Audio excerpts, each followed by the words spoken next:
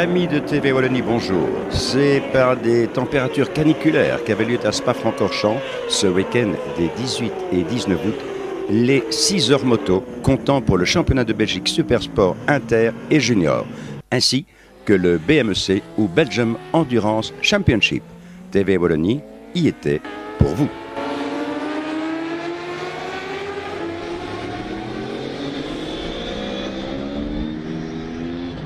J'ai le plaisir de me trouver maintenant toujours aux 6 heures moto de Spa-Francorchamps, accompagné de M.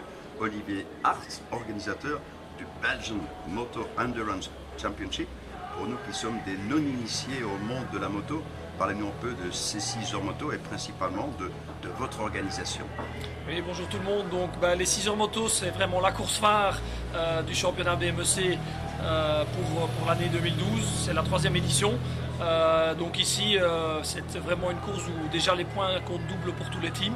Donc il y a beaucoup d'enjeux au niveau des classements. Mais bon, c'est aussi la course de la plus longue haleine durant la saison.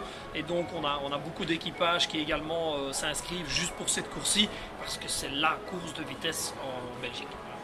Et justement, vous me parlez, on parle du championnat de Belgique moto d'endurance. Combien d'épreuves en Belgique? Je pense que si j'ai regardé le programme, il y a une épreuve qui se fait à l'étranger. Pourquoi est-il difficile de trouver le nombre de circuits, les infrastructures adéquates uniquement ici en Belgique? Bon, il faut rester raisonnable, à part Spa et Zolder qui sont des circuits permanents depuis peu. On a le circuit de Mettey qui se débrouille bien, je dirais, au niveau des infrastructures qui grandissent petit à petit. Mais pour l'endurance, comme vous le voyez, on a besoin de box et malheureusement, il n'y en a pas encore à Mettey. Donc à ce niveau-là, c'est difficile de développer sur ce terrain-là. Et donc nous, chaque année, on a 1 ou 2 courses à l'étranger, qui étaient Dijon en France ou Schochleben ici en Allemagne pour 2012. Mais où le problème est que c'est des circuits qui sont très très chers au niveau du coût, qui est donc à répercuter aux teams, qui souvent ne viennent pas en suffisance à l'étranger parce que le Belge n'a pas l'habitude de faire des distances. Pour un Français, faire 1000 km tous les week-ends, c'est normal pour le championnat de France. Un Belge à qui on demande de faire 300 km, il dit c'est bon, c'est trop loin, je reste chez moi. Donc ça nous pénalise comme organisateur. D'ailleurs, on a perdu beaucoup d'argent en Allemagne cette année vu le manque d'équipage. Et c'est là aussi que, comme à l'étranger, on ne sait pas mettre en place, je dirais, une organisation complète avec de la billetterie et des entrées qui peuvent couvrir une partie de la location des circuits. Il n'est pas facile de développer un championnat uniquement sur des circuits belges, comme malheureusement on n'en a que 3 jusqu'à présent. Alors, quand vous parlez de coûts, est-ce que cela veut dire que tous les équipages qui participent sont uniquement des équipages amateurs ou y a-t-il également, je vais dire, des écuries, des teams professionnels qui participent à votre championnat de Belgique? On va dire qu'au niveau belge, c'est sûr qu'il y a des équipes qu'on peut appeler professionnelles. Il y en a certaines, 2-3 qui vont participer également à des courses du mondial, mais il y a des coûts pour toutes les équipes. Qu'on soit amateur ou professionnel, le coût devient plus grand, mais le coût d'inscription, il est là pour tout le monde. Les pneus, l'utilisation, une moto qui crache, ce coût-là, il est là pour tous. Et le problème, c'est que dans la conjoncture actuelle du monde de la moto, où beaucoup d'importateurs ont très dur à vendre des motos hyper sportives, leur budget pour aider la moto et donc aider des teams comme ici qui sont professionnels au niveau belge, leur budget devient de plus en plus petit. Donc dans la logique, les teams ont moins de support et doivent eux-mêmes, avec des fêtes, des dîners, spaghettis, boulettes, etc., ils doivent faire des fêtes pour trouver des budgets, ce qui n'est vraiment pas facile.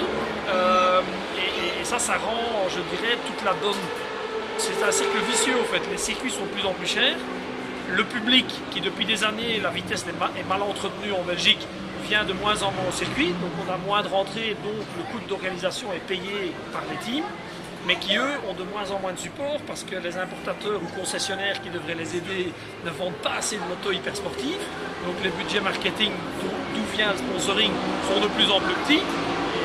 Voilà, c'est ça qui fait que, disons qu'on ressent quand même la crise cette année. On a 12 équipages en moins au niveau des équipages inscrits à l'année, même si voilà, ici on a 63 équipages, ça prouve que ça reste la course phare de l'année, puisque en dernier c'était l'année record et on avait 68 équipages au départ. Donc on n'en est pas loin, ce qui est très positif de mon point de vue d'organisateur par rapport au sport en général vitesse en Belgique.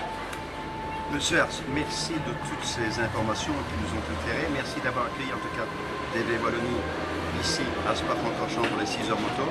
Rendez-vous probablement sur un autre circuit parce qu'on a accroché aujourd'hui, on a passé un très agréable moment avec des gens hyper sympas, tous ceux qu'on a rencontrés. Et puis, si pas rendez-vous cette année-ci, rendez-vous en 2013. Merci et un bon week-end à vous. Au plaisir de vous revoir. Merci.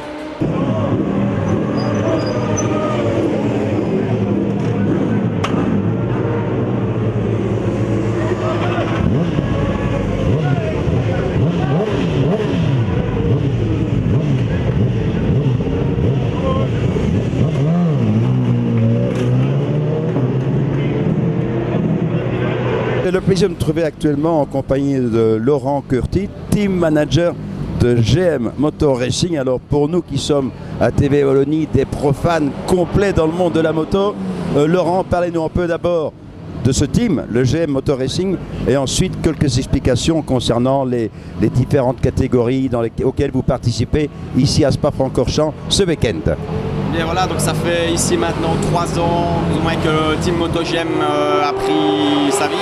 Donc à la base c'est Gérard et Manu qui ont fondé ce team.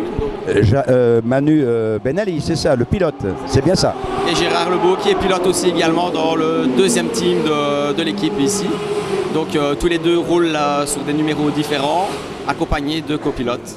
Oui, les papis donc, sans faire de publicité parce que je ne peux pas, qui se font gonfler par un sponsor pour se maintenir toujours en condition physique idéale, mais j'espère que ce sponsor, vous en savez qu'après avoir roulé. Ah oui, ça je veux dire, on s'est un peu fait connaître aussi dans le paddock, je veux dire parce qu'on est une équipe très festive, et c'est vrai que sans les nommer, nous avons un partenaire qui nous aide, et c'est vrai que c'est lui un peu c'est grâce à lui qu'on a eu un petit peu une certaine notoriété, si je peux vraiment m'avancer ainsi.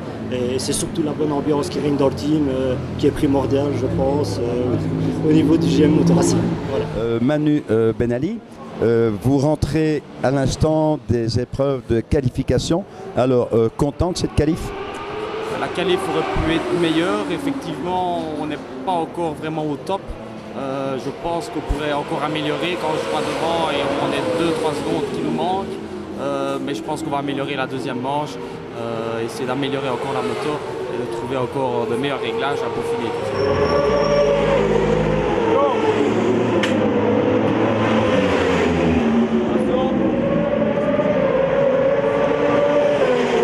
Run, run, run, run.